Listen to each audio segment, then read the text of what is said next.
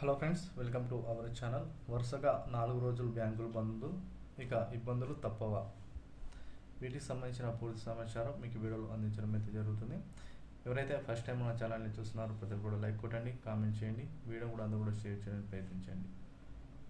Late చేయకుండా వివరాలకు వెళ్ళిపోయినట్లయితే, welcome to all time real fact news. వరుసగా 4 రోజులు బ్యాంకులు బంద్, ఇక ఇబ్బందులు తప్పవు.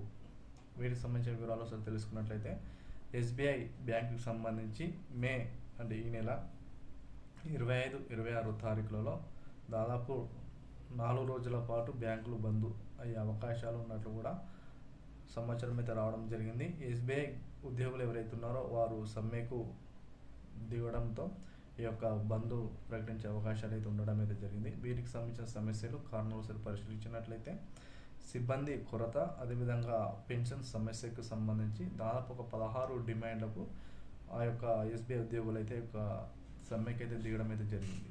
సిబ్బంది కొరత, అదేవిధంగా పెన్షన్ సమస్యలు, వీటితో పాటు 16 డిమాండ్స్కి సంబంధించి కూడా ఎస్బీఐ ఉద్యోగులు అయితే ఈ యొక్క ధర్నాకు సమ్మెకి దిగుతుండడంతో దాదాపు 4 రోజుల పాటు బ్యాంకులు బంద్ అయ్యే అవకాశాలు అయితే కనిపిస్తున్నాయి.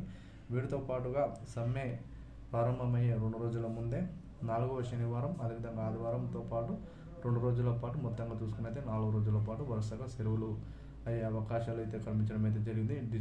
డిజిటల్ సర్వీసెస్ ఏవైతే ఉన్నాయో అవి మాత్రమైతే ఎప్పటికలాగానే కొనసాగుతాయని కూడా వారైతే స్పష్టంగా తెలియజేయడం అయితే జరిగింది. మీ యొక్క ప్రాంతంలో 25, 26 తారీఖు బ్యాంకు బంద్ అయితే ఆలోపు మీ యొక్క బ్యాంక్ కార్యకలాపాలు కానీ మీకు సంబంధించిన వివరాలన్నీ కూడా త్వరగానే కంప్లీట్ చేసుకోవాలని వీడియో ద్వారా మీకు అందించడం అయితే జరుగుతుంది. వీడియో నచ్చినట్లయితే లైక్ చేయండి, కామెంట్ చేయండి, అందరూ కూడా షేర్ చేయండి.